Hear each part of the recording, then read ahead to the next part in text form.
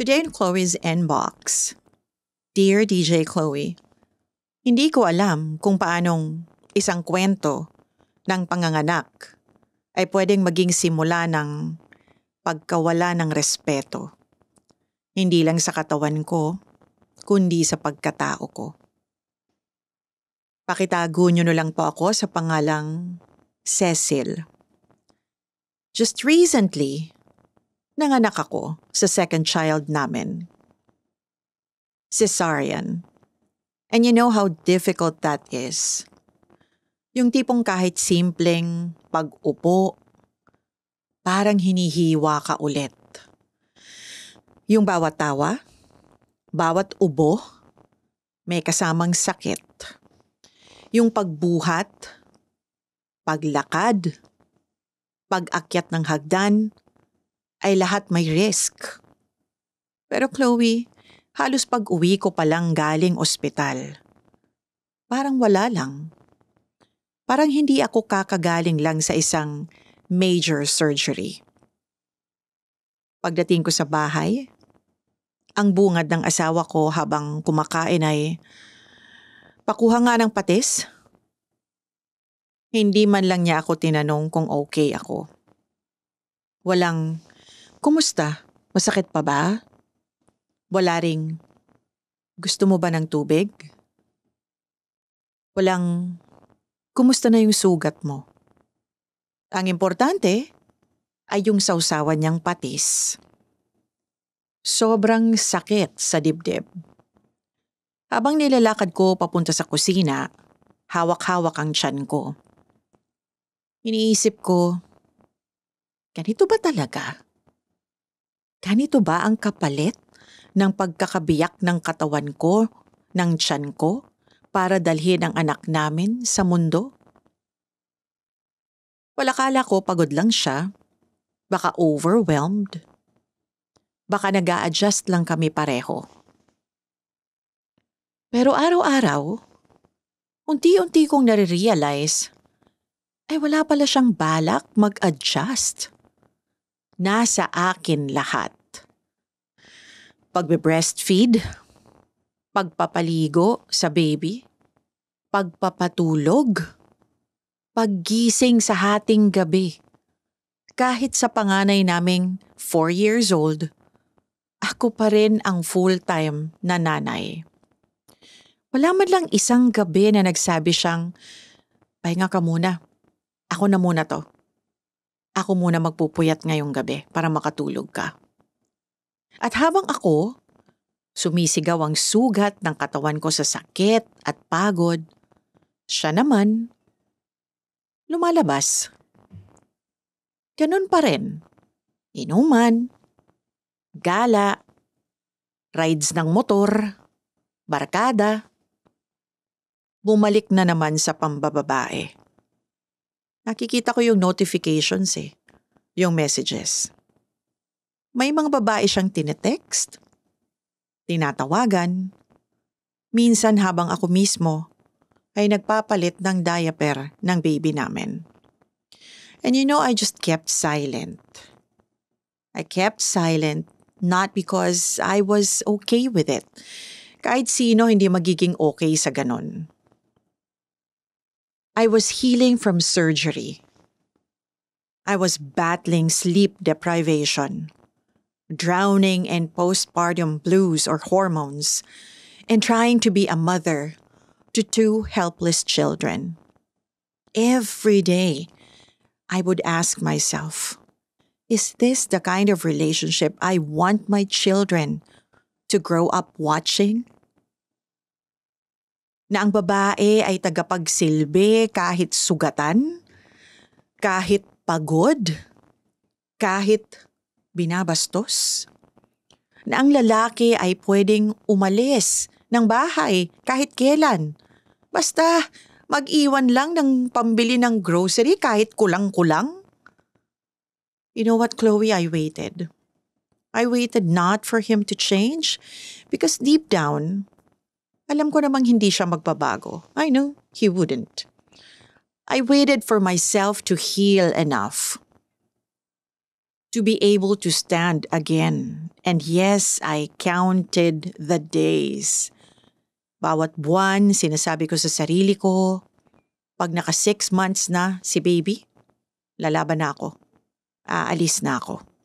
Nasabi ko yun lagi sa sarili ko. And then slowly, I built my strength quietly. Nagtabi ako ng konting pera. Nagpaplano saan ako pupunta. Naghintay akong gumaling ang sugat ko, hindi lang sa tiyan, kundi pati sa puso. And you know, when my baby turned 6 months, I walked away. I left with nothing but my kids, my dignity, and the courage I never thought I had. Alam mo, thinking about it, hindi madali. Araw-araw may takot, may pangamba. Pero sa bawat hakbang papalayo, may konting kapayapaan. Yung tipong kahit wala akong kasiguraduhan, at least, hindi na ako tinatrato na parang wala akong halaga. Chloe, marami ang hindi makakaintindi. Na-expect ko na yon. Sasabihin ng iba, dapat tiniis mo. Pamilya yan eh. Di maghanap ka ng trabaho muna bago ka umalis. But to those people, I say, wala kayo sa sugat ko. Wala kayo sa gabi-gabing pag-iyak ko. Wala kayo sa pagod na hindi lang pisikal, kundi emosyonal din. So now, I write this not as a victim, but as a survivor. Hindi para ibandera o ipagmayabang ang pag-alis ko, kundi para sabihing may hangganan ang pagiging martir. At minsan, ang tunay na pagmamahal sa pamilya ay yung umalis ka sa relasyong hindi na makatao. Chloe, siguro gusto ko lang marinig mula sa isang boses na may puso. Ginawa ko ba ang tama? O ako ba ang sumuko? Hi, Cecil. Well, before anything else, let me say this to you. You did the bravest thing a woman and a mother can do. Choosing peace over pain, healing over humiliation, and dignity over destruction. And no, Cecil, you didn't give up. You have chosen to survive. Alam mo, ang cesarean delivery ay hindi siya biro Hindi siya simpleng sugat. Ito ay literal na pagbukas ng tiyan mo, ng katawan mo, para lang magsilang ka ng bata. At pagkatapos ng lahat ng iyon, ang inaasahan mong magkakalinga sa iyo, syempre, ang partner mong dapat ay kakampi mo. Pero siya pa ang unang hindi lumingon. You know, you were not just ignored. You were emotionally abandoned, disrespected, and repeatedly betrayed. Ang babae po sa oras ng postpartum ay nangangailangan ng hindi lang tulong, kundi iba yung pag-unawa at malasakit. Ng pagbuhat, pag-unawa at pagyakap. Lalo na sa panahon na pakiramdam niya ay hindi na niya kilala ang sarili niya. But then ikaw, hiningan ka ng patis. You were asked for fish sauce. You were left to bleed and heal on your own. You were expected to keep giving habang siya ay namimigay ng atensyon sa iba. Di lang atensyon, pati na rin lakas niya, binibigay niya sa iba. Cecil, let me be the one to say what should have been said to you long ago, okay? Listen to this. You deserve better. You deserve better. You deserve rest. You deserve to be held. You deserve to be thanked. And you deserve to be loved with intention. And no woman should ever be made to feel like a burden because she gave birth. The world often glorifies sacrifice in women but rarely honors their breaking point. Kaya't kapag may isang tulad mong lumalaban para sa sarili, hindi yan kahinaan. Yan ay lakas na hindi kayang sukatin ng iba. You waited. Ikaw ay nagtiis din, you endured. And then you chose freedom. Not because you gave up, okay? But because you finally realized it to yourself, love should never feel like slow death, okay? Cecil, your children will grow up not in a broken home, but in a healing one because you broke the cycle. And I hope in the quiet of your new beginning, you find moments where you say, I did what was right. And I deserve peace. So here's what I want to leave you with you, okay? Here's what I want you to know. One, you are not selfish for leaving. You were selfless for staying that long while enduring more than anyone should.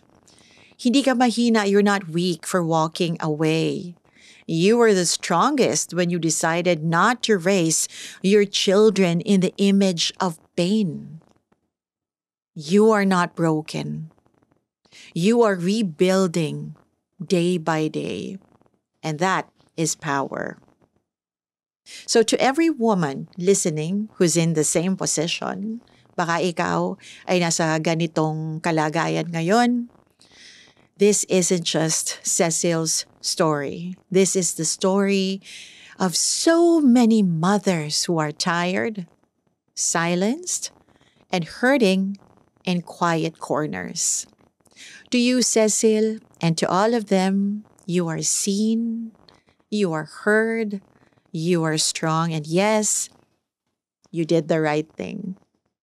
Hey, thanks for watching! For more exclusive videos and artist interviews, you can check out our videos by clicking here. And don't forget to follow us on our social media accounts too. Links are in the description below.